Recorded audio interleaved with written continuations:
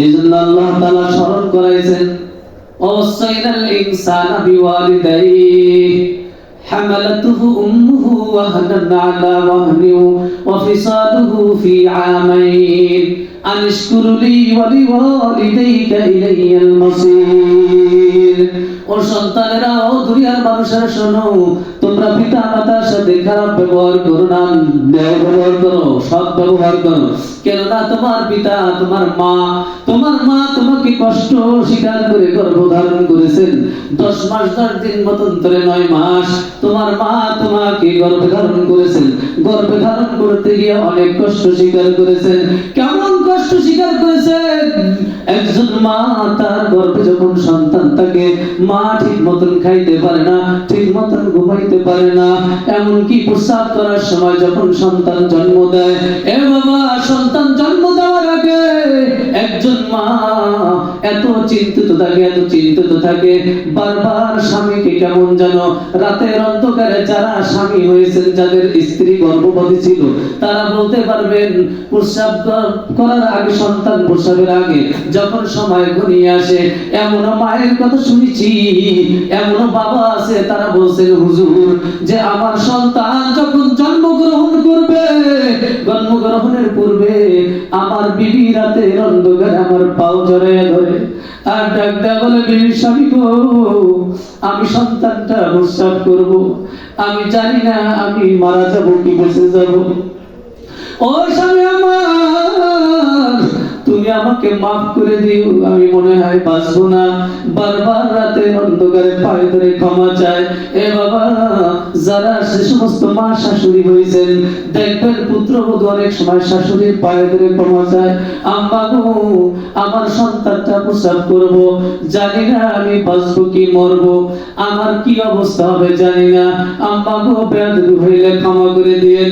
মায়ের কাছে ক্ষমা চায়, বাবার কাছে ক্ষমা চায়, স্বামীর কাছে ক্ষমা যায়।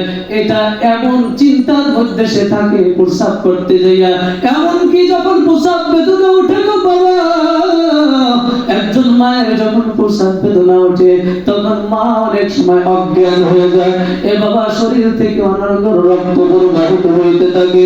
একজন মায়ের প্রস্রাব বেদনা যত কষ্টকর, এটা যদি অন্য কোনো পুরুষকে, কোনো পুরুষের কাছে যদি দেওয়া হইতো, কোনো পুরুষ এই বেদনা সহ্য করতে পারতো না। এবং শুধু তখনই কষ্ট নয়, সন্তানটা ভূমিষ্ঠ হওয়ার পর বছরের পর বছর, 1 বছর 2 বছর 3 বছর পর্যন্ত বাচ্চা যখন ছোট থাকে, এ বাবা, বারবার বাচ্চা কান্না করে, বারবার প্রস্রাব করে, বারবার পায়খানা করে, এমনকি মা খাইতে বসছে এমন সময় কোলের মধ্যে পায়খানা করে দেয়। এ বাবা, প্লেটটা ঠেলে রেখা আবার মা উঠিয়া চলিয়া যায়, যে বাচ্চাকে সুন্দরভাবে ধোয়াইয়া বসাইয়া এরপরে বাচ্চাটাকে আবার কোলে তুলে আবার খাইতে বসে। রাত, এই শীতের রাত, বাচ্চাটা এক পাশে থাকে আর এক পাশে মা থাকে। বাবারে, বারবার বাচ্চা প্রস্রাব করে, মা কত সময় পর পর বাচ্চার পিছনে, বাচ্চার পিঠের নিচে বারবার হাত দেয়, আবার প্রস্রাব করলো কিনা। একবার প্রস্রাব করছে রাত 12টায়, আবার বাচ্চার পিছনের পিঠের নিচের খেতাটা আবার সরাইয়া দেয়, কাপড়টা আবার সরাই শুকনা কাপড় দেয়। দ্বিতীয়বার আবার দেখে রাত 1টার সময় আবার প্রস্রাব, আবার সরাইয়া দেয়। আবার রাত 3টার সময় দেখে পায়খানা, আবার সরাইয়া দেয়। আবার দেখি যে রাত 4টা বাজে আবার প্রস্রাব। এ বাবা, খেতা কাপড় সব ভিজাইয়া ফেলছে। এই শীতের রাত্র, এখন আর শুকনা খাতা নাই, বাচ্চার নিচে দেওয়ার মতন কোনো পদ্ধতি নাই, কোনো পন্থা নাই। এবার মা দুঃখী কি করে? এ বাবা, যারা মা হইছে, যাদের স্ত্রী আছে, তাকায়া দেখেন, মা তখন সন্তানটারে আর ভিজার পরে ঢালাইয়া রাখে না, যা বারবার তুই প্রস্রাব করিস, করে আর পাল্টাইতে পারবো না। মা এই কথা বলে না। যখন শুকনা কাপড় আর না থাকে, নিজের আঁচলটা, নিজের ওড়নাটা পিঠের নিচে দিয়ে দেয়। যখন ওড়নাটাও ভিজাইয়া ফেলে, তারপরে মা কি করবে? মা আর সহ্য করতে না পেরে পরে বাচ্চাটাকে শুকনা কাপড়ে রাখার জন্য নিজের মা নিজের সন্তানটাকে বুকের উপরে উঠাইয়া নেয়। ঠিক না বেটি? আল্লাহ ডাক দেয়া বলে, বান্দা রে, তোর মা তোকে এরকম কষ্ট স্বীকার করছে কতদিন? সালাসুনা শাহরা, 30 মাস। কয় মাস? খবরদার, সাবধান, তোর মায়ের সাথে বেয়াদবি করবি না। আল্লাহ স্মরণ করায় দিলেন, যদি মার সাথে তুই বেয়াদবি করো, মাকে যদি কষ্ট দাও, মা যদি বলে উফ আমার সন্তান বুঝলো না, আমার সন্তান আমাকে চিনলো না, যদি কষ্ট ধারণ করে, খবরদার, সাবধান, শুনিয়ে রাখো, মওয়াত হইবে, কলেমা নসিব হবে না। কলেমা ছাড়া মওয়াত। দুনিয়ায় বিপদে থাকবা, আখিরাতেও বিপদে থাকবা। দুনিয়ায় বিপদের শেষ নাই। মা বাবাকে যদি কষ্ট দাও, দুনিয়ায় বিপদের কোনো শেষ নাই, পদে পদে বিপদে পড়বা। আর যদি মারা যাও, কবরে বিপদে পড়বা। শুধু তুমি নয়, এ বাজান, মা বাবাকে যদি কষ্ট দেয়, তাই যে বিপদ আছে এর প্রমাণ অনর্গল পাওয়া যায়। হাজার হাজার প্রমাণ এমন পাওয়া যায়। মা বাবার সাথে বেয়াদবি করছে, বিপদের শেষ নাই। আমি এখনকার উপমা দেব না, হাদিস থেকে উপমা দেব। আল্লাহর হাবিব সাল্লাল্লাহু আলাইহি সাল্লামের একজন সাহাবী, যার নাম হলো আলকামা রাদিয়াল্লাহু তাআলা আনহু। আলকামা রাদিয়াল্লাহু তাআলা আনহু যখন মৃত্যু শয্যায় শায়িত, এবাজান সাহাবে کرام যায় দেখে আলকামা মৃত্যু শয্যায় শায়িত, কিন্তু আলকামার মুখ থেকে কলেমা বাহির হইতেছে না, কলেমা পড়তে পারে না। সাহাবে کرام আল্লাহর হাবিবের কাছে খবর পৌঁছে দিলেন, ওগো পয়গম্বর, আলকামা মৃত্যু শয্যায় শায়িত, কিন্তু কলেমা পড়তে পারে না। ওগো পয়গম্বর, কি করব? আল্লাহর হাবিব ডাক দেয়া বলে, আলকামার মা বাবা বেঁচে আসেনি। বলে, আলকামার মা বৃদ্ধ, মা বেঁচে আছে। খবর দাও, আলকামার মা কোথায়? মাকে ডাকে আনো। মাকে হাজির করা হলো। ও আলকামার মা, তোমার কি আলকামার প্রতি কোনো গুসা আসেনি, কোনো কষ্ট আসেনি? আলকামার মা ডাক দেয়া বলে, পয়গম্বর, আমি আলকামার প্রতি খুশি না। আমাকে একটা কষ্ট দিয়েছে, আমি একটা ব্যাপারে তার কাছে আমি একটু কষ্ট পেয়েছি, তার একটা ব্যবহারে আমি কষ্ট পেয়ে গেছি। ও পয়গম্বর, আমি তাকে ক্ষমা করতে পারবো না। আল্লাহর হাবিব সাল্লাল্লাহু আলাইহি ওয়াসাল্লাম সাহাবে کرامকে ডাক দেয়া বলে, সাহাবে کرام, আলকামার মা যেহেতু ক্ষমা করবে না, আলকামা যদি কলেমা ছাড়া মারা যায়, জাহান্নামের আগুনে জ্বলা লাগবে। ও সাহাবে کرام, যাও যাও, শুকনা লাকড়ি নিয়ে আসো, কাষ্ঠ নিয়ে আসো। আলকামাকে কবরের আগুনে, জাহান্নামের আগুনে জ্বালানো হচ্ছে, দুনিয়াতেই আলকামাকে দুনিয়ার আগুন দিয়া জ্বালাইয়া দিব। যখন সাহাবে کرامকে কাষ্ঠ আনার জন্য, কাঠ আনার জন্য অনুমতি দিলেন, আদেশ করলেন, এমন সময় আলকামার মা ডাক দিয়া বলে, হুজুর, আমার সন্তানকে আমার সামনে আগুনে জ্বালাইবেন, এটা আমি মা হয়ে চোখের সামনে কেমন করে দেখব? যত বেয়াদব সন্তান করুক না কেন, কোন সন্তানের কষ্ট মা চোখের সামনে দেখার ক্ষমতা রাখে না। আলকামার মা ডাক দিয়ে বলে, ওগো পয়গম্বর, আমার সামনে আমার সন্তানকে আপনি আগুনে পোড়াইবেন, এটা আমি সহ্য করতে পারবো না। হুজুর, আপনাকে সাক্ষী রেখে বলি, আমি আলকামার মা আমাকে জামাত করিয়া দিলাম। বাজার একজন সাহাবা দৌড় মারলেন। যখনই আলকামার মা বলল, আমি মাফ করে দিলাম, আলকামার মা যখন এই কথা মুখ থেকে উচ্চারণ করলেন, একজন সাহাবী দৌড় দিয়ে আলকামার বাড়ির দিকে রওনা।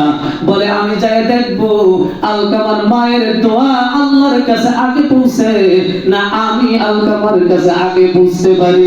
সাহাবা ডাক দিয়ে বলেন, আমি আলকামার রুমের সামনে যখনই যাই হাজির হইলাম, আমি শুনি আলকামার রুমের ভিতর থেকে আল্লাহ তাআলার কালেমার আওয়াজ মুখ থেকে বের হইতেছে। আলকামা রুমের ভিতর থেকে বলতেছে, লা ইলাহা ইল্লাল্লাহু মুহাম্মাদুর রাসূলুল্লাহ। মায়ের দোয়া লও হে মুমিন, মায়ের দোয়া লও, বিপদে পড়বে না তুমি যে যেথায় যখন যাও, মায়ের দোয়া লও হে মুমিন, মায়ের দোয়া লও, মায়ের দোয়া লও হে মুমিন, মায়ের দোয়া লও। একটি গেলাস পানির তরে বাইজিদের তুলে তুলে, হাত তুলে মা বলেন বাইজিদকে ওলি বানাও, হাত তুলে মা বলেন বাইজিদকে ওলি বানাও। মায়ের দোয়া লও হে মুমিন, মায়ের দোয়া লও, মায়ের দোয়া লও হে মুমিন, মায়ের দোয়া লও। যাহা কিছু হও না কেন, কিছুই না মায়ের দোয়া বিনে, ঠিক না বেটি? যাহা কিছু হও না কেন, কিছুই না মায়ের দোয়া বিনে। বাস্তবে না বুঝা মনে কইরো না যে ভাও, মায়ের দোয়া লও হে মুমিন, মায়ের দোয়া লও, মায়ের দোয়া লও হে মুমিন, মায়ের দোয়া লও। এবার মায়ের দোয়া থাকলে পরে বান্দা ওলি হয়, কি হয়? আর মায়ের দোয়া না থাকলে পরে বান্দা বেঈমান হয়ে মারা যায়। যত মানুষ আল্লাহর ওলি হয়েছে মা বাবার সাথে ভালো ব্যবহার করছে, ঠিক না ঠিক? আমাদের বাংলাদেশে সিলেটের জমিনের দিকে একটা মাজার আছে, যে কবর আছে, যার নাম হলো বাইজিদ বুস্তামি রহমাতুল্লাহি আলাইহি। এ বাবা, বাইজিদ বুস্তামি রহমাতুল্লাহি আলাইহি তিনি ওলি হয়েছেন মায়ের খেদমত দিয়া। কার খেদমত দিয়া? মায়ের খেদমত দিয়া। হযরত মুসা আলাইহিস সালাতু ওয়াস সালামের সাথে জান্নাতের মধ্যে যে বন্ধু হবে একজন কসাই, সে আল্লাহর ওলি হইছে মুসা আলাইহিস সালামের সঙ্গী হবে। কারণ হলো মায়ের খেদমত দিয়া। কি দিয়া? মায়ের খেদমত দিয়া। হযরত বাইজিদ বুস্তামি রাহমাতুল্লাহি আলাইহি এ বাবা গভীর রজনীতে তার মা বলছে, বাচ্চা ও বাইজিদ আমার জন্য একটু পানি নিয়ে আস, আমার পানির পিপাসা লাগছে। বাইজিদ পানি আনতে গেছে, পানি এনে দেখে মা দুঃখিনী ঘুমায় গেছে। মা ঘুমায় গেছে, বাইজিদ পানি নিয়ে দাঁড়াই আছে সারা রাত। যখন ঘুম ভাঙছে, ফজর হইছে, ফজরের সময় উঠে দেখে বাইজিদ পানির গ্লাস দিয়ে থরথর করে কাঁপতেছে। ডাক দেয়া বলে, বাইজিদ রে, তুমি পানি নিয়ে কেন দাঁড়াই রাখছো? বলে, মা গভীর রজনীতে আপনি আমার কাছে পানি চেয়েছিলেন। ও মা, আমি পানি এনে দেখি আপনি ঘুমাইয়া পড়ছেন। মা গো, আমি যদি আপনাকে ডাক দেই তাহলে আপনার কষ্ট হবে, আর যদি ঘুম না আসে, এই জন্য আপনি আমার জাগ না হইলে আমি পানি দিব, এই জন্য আমি দাঁড়াই রাখছি। তুমি কেন পানি রেখা ঘুমাইলা না? ও মা, আমি যদি পানি রেখা ঘুমাই, আবার যদি আপনি পানি চান আমি যদি শুনতে না পাই, মা এই জন্য আমি দাঁড়াই রয়েছি। হারিস বাইজিদের মা ফজরের নামাজ পড়ে দুইটা হাত মালিকের কাছে উঠাই দিয়েছে। মালিকের কাছে উঠে ডাক দেয়া বলে, মালিক, আমার বাইজিদ আমার জন্য রাত্রিবেলা যা কিছু করলো, আমি আমার বাইজিদের জন্য খুশি হয়ে গেলাম। আমি তোমার কাছে দোয়া করি আমার বাইজিদের প্রতি তুমিও খুশি হয়ে যাও। মায়ের দোয়া লও হে মুমিন, মায়ের দোয়া লও। বিপদে পড়বা না তুমি যেথায় যখন যাও, বিপদে পড়বে না তুমি যেথায় যখন যাও। মায়ের দোয়া লও হে মুমিন, মায়ের দোয়া লও। এই জন্য মা বাবার সাথে ভালো ব্যবহার করা দরকার আছে না নাই? এ বাজান ধরে বলেন, দরকার আছে না নাই? মায়ের সাথে যারা বেয়াদবি করছো, আল্লাহি আল্লাহর কসম করে বলি, নামাজ পড়বা, রোজা রাখবা, টুপি মাথায় দেবা, কপালে দাগ ফালাইবা, কিন্তু মা বাবা তোমার প্রতি অসন্তুষ্ট, যৌক্তিক কারণে তোমার প্রতি অসন্তুষ্ট। মনে রাখো, মনে রাখো, নামাজ পড়ে কপালে দাগ ফালাইতে পারো, টুপি পাঠাই দিতে পারো, তুমি হজ করতে পারো, সব কিছু করবা, কিন্তু আল্লাহর সন্তুষ্টি পাইবা না। আল্লাহর সন্তুষ্টি পাইবা। মা বাবার সন্তুষ্টি আল্লাহর সন্তুষ্টি, মা বাবার অসন্তুষ্টি আল্লাহর সন্তুষ্টি। মা বাবা সন্তুষ্ট তো তোমার আল্লাহ সন্তুষ্ট। এই জন্য আল্লাহ হাবিব বলেন, আল জান্নাতু তাহতা আকদামিল উম্মাহাত, তোমার মায়ের পায়ের নিচে তোমার জান্নাত। তোমার মায়ের পায়ের নিচে জান্নাত। মায়ের পাও ধরে ক্ষমা চাইলে এত ইজ্জত কমে না, ইজ্জত বাড়ে, সম্মান বাড়ে। বাজার নিজে যদি কারো কাছে ছোট হয়, ক্ষমা চাইলে সম্মান বাড়ে না, ক্ষমা চাইলে সম্মান বাড়ে। মায়ের পায়ে ধরতে শরম পাস, মায়ের পায়ে ধরতে শরম পাস। আল্লাহর আদালতে সম্মানের সাথে দাঁড়াইবি যদি মায়ের কদমে হাত রাখা, যদি ক্ষমা চাইয়ে যদি আল্লাহকে রাজি করতে পারো, মাকে রাজি করতে পারো, ইজ্জতের সাথে দুনিয়ায় থাকবি, বেইজ্জতির সাথে দাঁড়িয়ে থাকবি না। ইজ্জতের খানা খাইবি, আদব ওয়ালা হইবি, ইজ্জতের খানা খাইবি, ইজ্জতের সাথে দুনিয়ায় থাকবি, আল্লাহর সামনে ইজ্জতের সাথে দাঁড়াইবি। আর বেয়াদবি করবি, কোটি কোটি টাকার মালিক হইতে পারো, কিন্তু বেইজ্জতির সাথে থাকবি, অশান্তির সাথে থাকবি দুনিয়ায়। মনে রাখিস, মনে করবি যত অশান্তি আসতেছে, মায়ের কাছে দোয়া নেই, শান্তি আসে। এজন্য আল্লাহ হাবিব বলেন, মা মিন ওয়ালাদিন বাররি ইয়ানজুরু ইলা ওয়ালিদাইহি বিকুল্লি নাজরাতিন হাজ্জাতান মাবরুরা। এবাদা দুনিয়ার এমন কোন মানুষ নেই যার দিকে তাকাইলে হজের সওয়াব হয়। একমাত্র একজন ব্যক্তি, তা হলো মাতা পিতা, যার দিকে মহব্বতের দৃষ্টিতে তাকাইলে আল্লাহ আমলনামায় কবুল হজের সওয়াব দেয়। কবুল হজের সওয়াব দেয়। তুমি 10 লক্ষ টাকা খরচ করবা, 7 লক্ষ টাকা খরচ করে হজ করতে যাবা, কবুল হইবে কিনা সন্দেহ। কিন্তু মা বাবার দিকে যদি মহব্বতের দৃষ্টিতে, ভালোবাসার দৃষ্টিতে তাকাও, আল্লাহ তাআলা কবুল হজের সওয়াব দিবে। পয়গম্বর 1400 বছর আগে ঘোষণা দিয়েছে কবুল হজের সওয়াব। অনেকে আবার মাতা পিতার এত ভক্ত হয়, মাতা পিতার ভক্ত হয়ে এবার বউকে বাদ দিয়ে দেয়।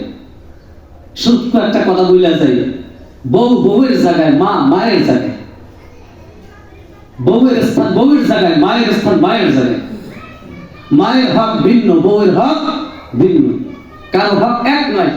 মায়ের হক কাটতে নিয়ে বউরে দিতে হবে এমন না, বউয়ের হক কাটতে নিয়ে মায়ের দিতে হবে, বিষয়টা এমন না।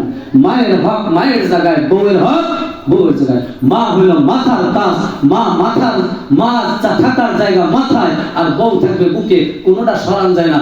মাথার থেকে, শরীর থেকে মাথা আলাদা করলেও জীবন বাঁচে না, আর শরীর থেকে বুক আলাদা করলেও জীবন বাঁচে না।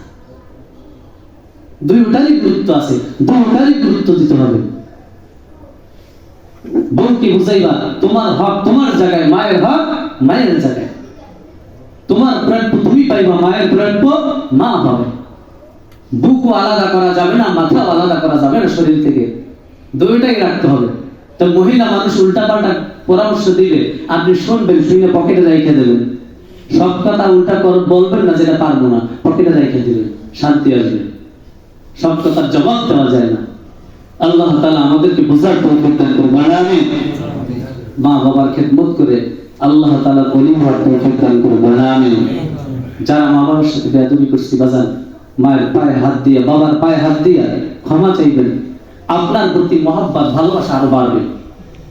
আপনি যে পূর্বে যে বেয়াদবি করছেন, যত অসন্তুষ্টি ছিল, ওই অসন্তুষ্টি তো ভুইলা যাবেই, আরো আপনার প্রতি মহব্বত বাড়বে। দেখবেন চোখের পানি ছেড়ে দিয়া, পিঠে হাত দিয়া, মাথায় হাত দিয়া দোয়া করে দেবে, যা হযরত যা আর করিস না, ঠিক না বেটি? আর মহব্বত বাড়বে। আল্লাহ তাআলা আমাদের আমল করার তৌফিক দান করুক, আমিন। ওয়া আখিরু দাওয়ানা আলহামদুলিল্লাহি রাব্বিল আলামিন।